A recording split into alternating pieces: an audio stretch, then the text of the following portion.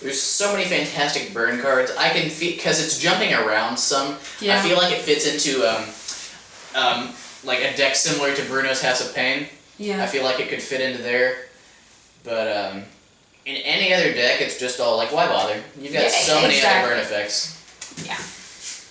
Okay, now Randall Tyrell. I love it's Randall Tyrell. Or Randall Tarley, my mistake. Samwell's dick dad.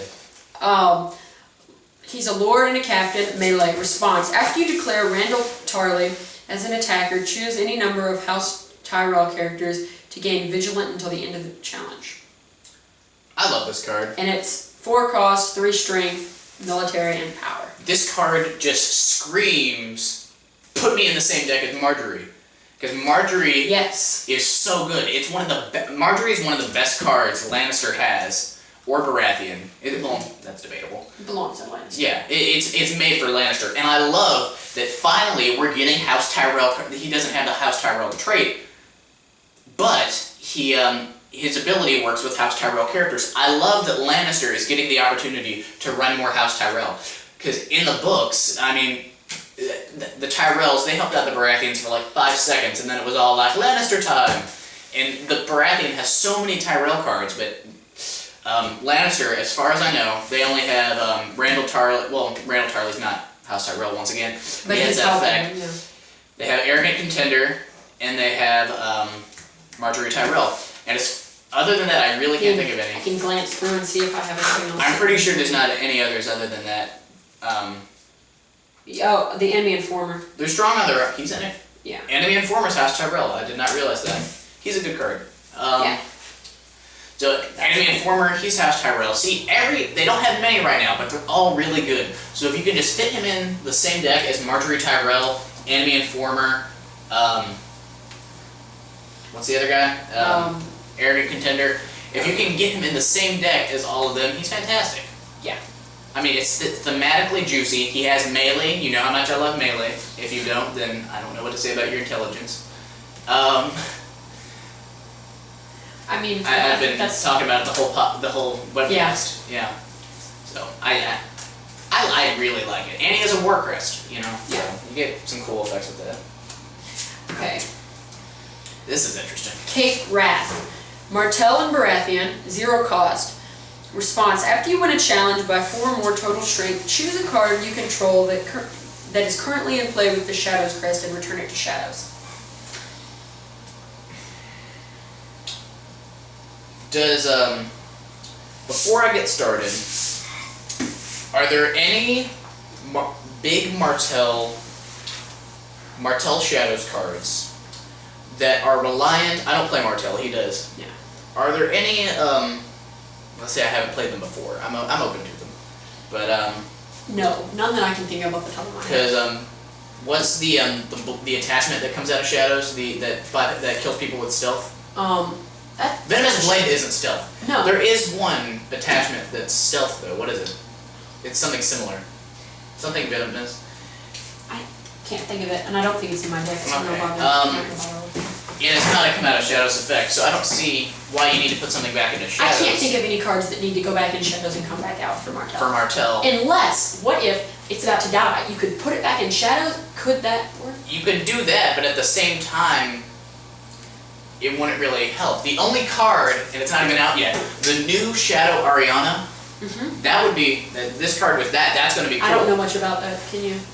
I don't know if they've spoiled what she does. I know that we know that she's a Shadows card, though. Okay. So I guess we'll just have to wait and see. So I can see some potential here with that, but apart from that, I can see throwing this in a Baratheon, a Shy deck, or something like that. Yeah, maybe.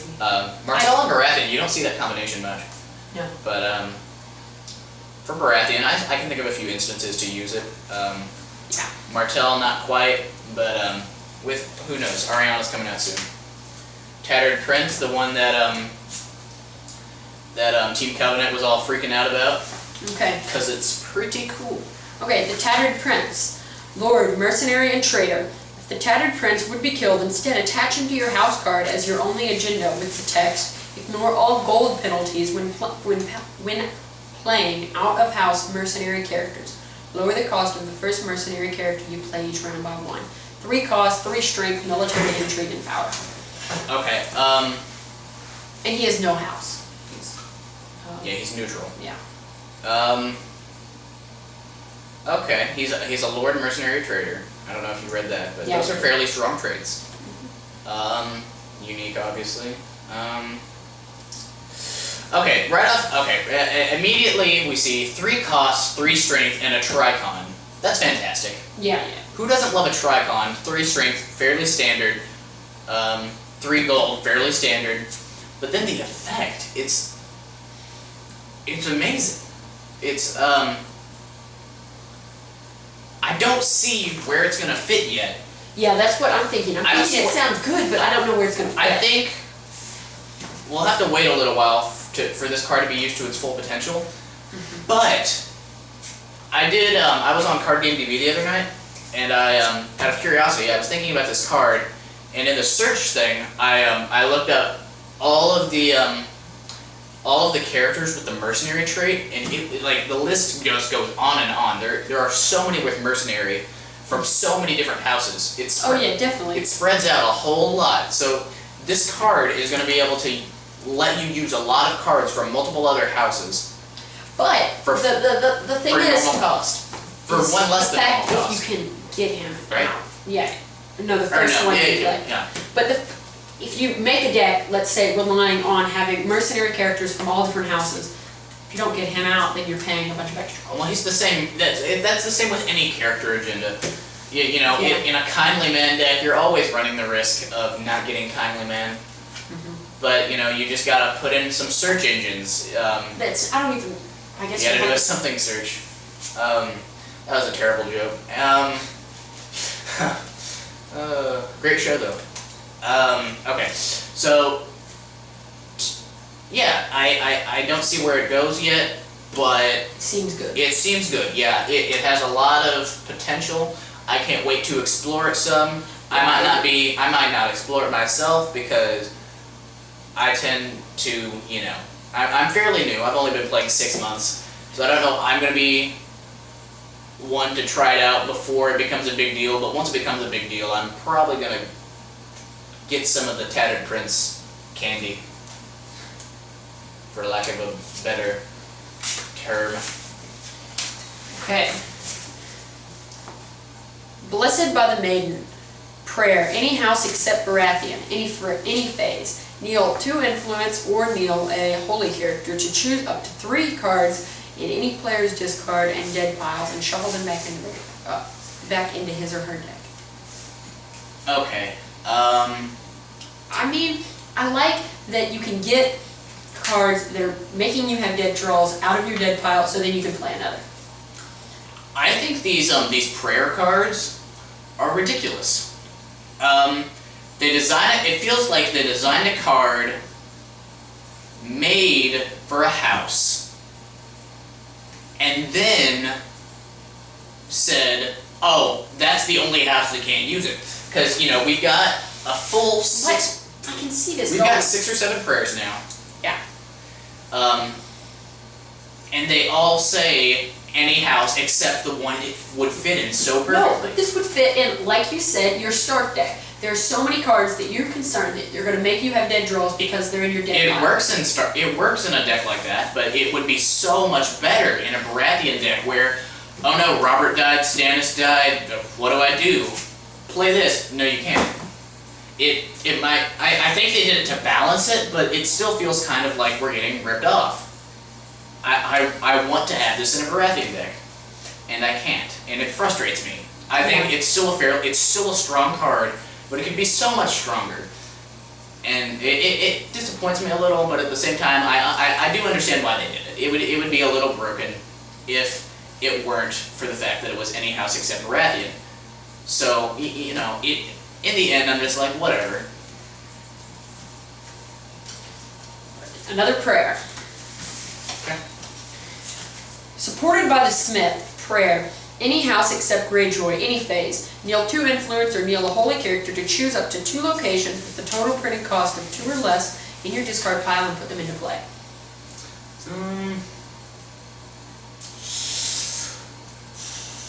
I mean, even if this was a Greyjoy card, I would think okay, but but you could get some cool stuff like Deepwood Mott, but that's irrelevant. So I should probably stop talking like that. But I can't think of anything else with 2-cost locations. yeah, I don't like Are there really any 2-cost locations outside of Greyjoy I mean, that are really yes. essential? Well, no, not really essential, but there are some that are really good. There's some that are really good, but there's none that are really. How many is I mean, River Run is 2 cost, which that could be considered Yeah. essential. Yeah. But Is Gaston Grey? I think it's 2 cost. Is it 2 or 3? 2. It's obviously not as strong as it once was because of the errata. The Scourge, what is the Scourge? 2 cost? I don't know. You're the Martell player. I can't remember if it's 2 or 3. I don't run it. Okay. So you might know. You might be able to use it with Scourge or Gaston Grey. Of course, Gaston Grey is not as good as it once was, but it's still a good card.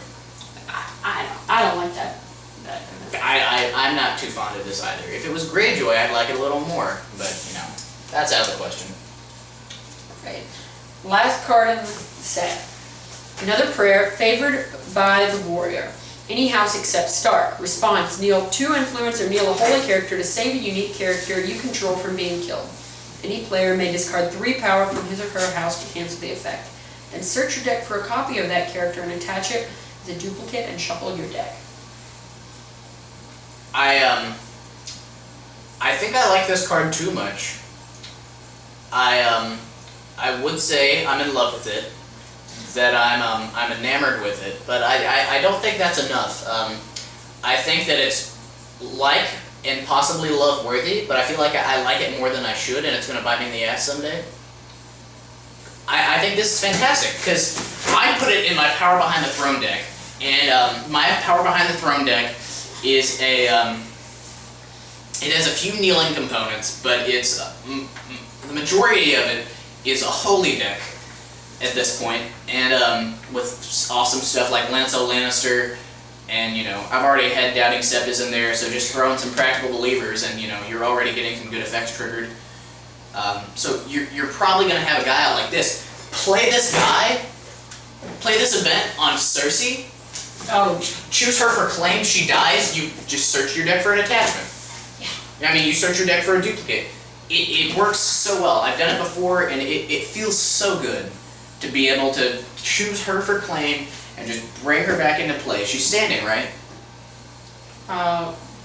Yep, she's standing. Yeah. So save her from dying, and then just give her a duplicate. Mm-hmm. So I think it's fantastic. Yeah, I like it. You're at risk of, if you choose the kneel a holy character, like I'm doing, you're at risk of things like Paper Shield, but I feel like Paper Shield isn't that much of a threat at this point in our meta, that, and I still have the option of kneeling 2 influence if I'm expecting one anyway.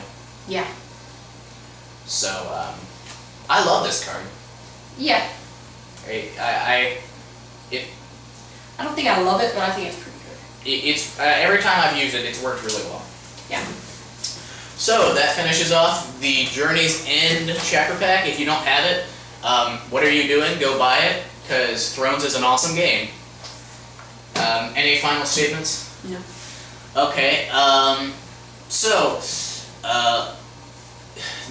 We plan on doing several more videos on a fairly regular basis. Be sure to like us, subscribe to us, share it with your friends if you dig it, and please give us some feedback in the comments, because it's very vital that you give us some feedback about our video quality, our format we're going with, just anything. We really appreciate feedback, especially with our first video like this. And yeah, be claiming power. Get that Iron Throne, guys. I'm gonna go ahead and give Dodd a plug-in, because Dodd's a nice guy. I'm sure you've already checked it out if you're watching a video, a brand new video. But it's getting pretty popular, so I'm sure you've heard of it. Dodd Harris has a Netrunner podcast in our. He's a guy from our local meta. It's called is it A&R Breaking News, or is it just Breaking? You'll find it. But yeah, it's really cool. So I figure we gotta support people in our meta. Yeah. So I want to plug that in. But yeah, so like us, subscribe to us, and give us some feedback. Tell us what you think of the video. Thanks for watching. Thanks for watching. I think that went well. Yeah, I agree.